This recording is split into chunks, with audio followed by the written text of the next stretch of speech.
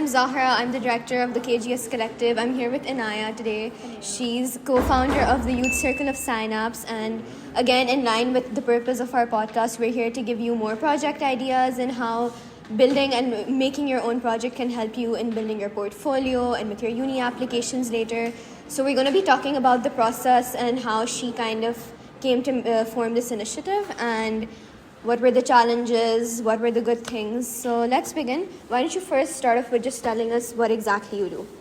So I co-founded and I'm now the president of YCS, the Youth Circle of Signups, which is a youth-led mental health organization for youth mental health, where we conduct workshops, we do like a bunch of different activities. We've organized concerts, all in honor of raising awareness around youth mental health and just creating a safe space for adolescents to come and talk about it.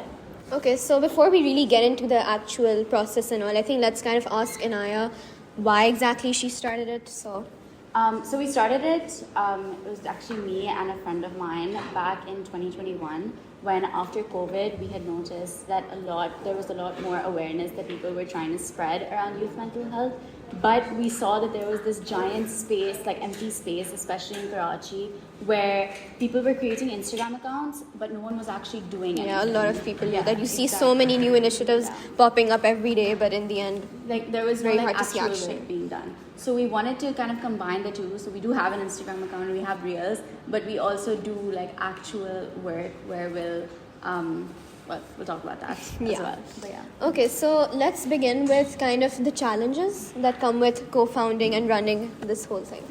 So I think the biggest thing for me and for a lot of people who start their own thing is time management.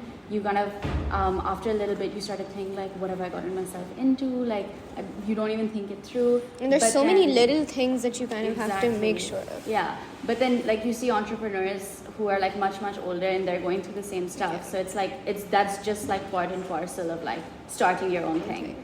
Other than that, I think a big issue that we also faced was there was a lot of failure. So many mistakes we were making, and you also like learn from them.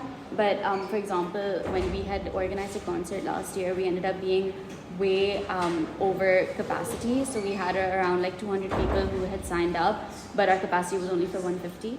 But like on the spot, you're just like thinking, and it all ends up working out.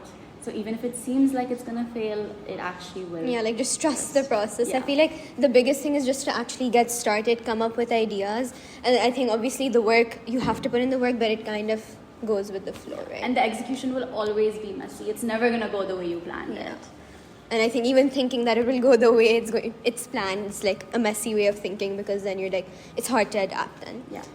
Okay, so tell us a bit more about this concert, and like, I think that's probably one of the biggest things you guys have done. Yeah. And when it comes to like sponsorships and all and networking, how did you manage that? So the concert, we called it Unplugged for Youth Mental Health. We worked on it during the summer, and then it happened, I think, end of August last year.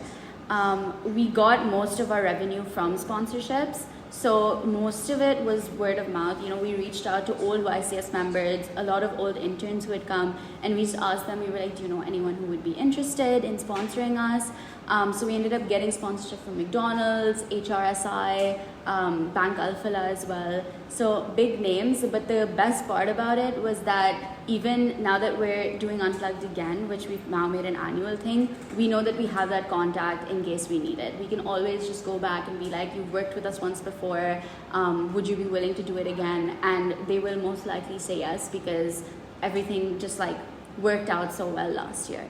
Yeah, I think a lot of people, like especially me, just thinking about the fact that someone might just say no to me is always very daunting. I'll just be like, okay, I'd rather not be in a situation where someone is like saying no to me. But I think the biggest thing is you should reach out and take initiative. Like, you know, you're doing something big, ask people, don't be afraid of like creating new contacts and networks. I mean, in the end, it's just literally going to help you out. And people will say no. Like when we were trying to find food vendors for the concert last year, we went to like 20 different like restaurants all over. We were just like driving all over Karachi, going into random restaurants, asking them if they would like come and have a stall, and like all of them said no. So that's completely okay. But then in the end, we ended up getting like some really cool places who agreed, and it will like work out. Yeah. Okay, and how has all of this been kind of like helping you build your portfolio? And I know Inaya is an SY, so she has uni apps and all of that. So let's kind of figure out how it's been helping her. I mean, the biggest thing it allows me to put on my apps is leadership. I think also leadership itself is such an important quality for admissions officers to see, and just the fact that you created something from the ground up, from scratch, and built upon that, even if it doesn't like work out in the end and doesn't get like the results that you wanted, just the fact that you took that initiative and started something in the first place, I think is so important for admissions officers. Yeah, it shows that you have passion, you want to build something in your community. Even with the KGS Collective, we started off with the JAR podcast last year. Even now, like, our listenership might not be the best, but it's the fact that our entire team, we're still working, we're still putting out content, just like putting in the work. I mean, in the end, whatever happens, like the outcome, like you shouldn't think of it as much as actually, putting in the work. So, any other words for someone who kind of wants to start their own thing, like maybe like building a concept or something? Do you have any advice about that? One thing I would say is make sure that it's collaborative. Like, do not do anything alone. Even if like you have like your own friends who are helping you out with it, I think it's so important to get different perspectives. That's why I started YCS with someone who I already knew. Even if it's a stranger, the point is you having can't a just have system that can support you. Exactly, having a support system. And another thing I would say is having a mission, having like a clear objective in mind before you start anything, because without that you do end up getting lost in like different things that people are telling you. But having like the thing like, okay, this is what I'm setting out to do and this is how I'm going to do it, that's like the most important part of this. So I think that's it from our side. I think the coolest thing is that Inaya's initiative is focusing a lot on awareness about mental health, which is obviously a very important thing in our day and age.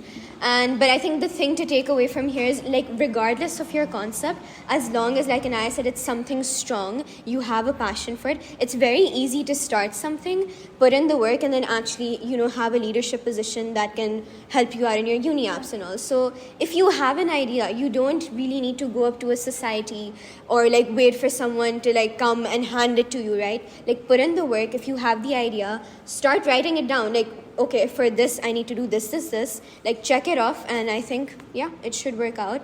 So that's it from our side. We don't have Rayan or Afid today. We'll have them in the next episode with hopefully Nile, and that's it. We'll see you in the next one. Thank you for being here.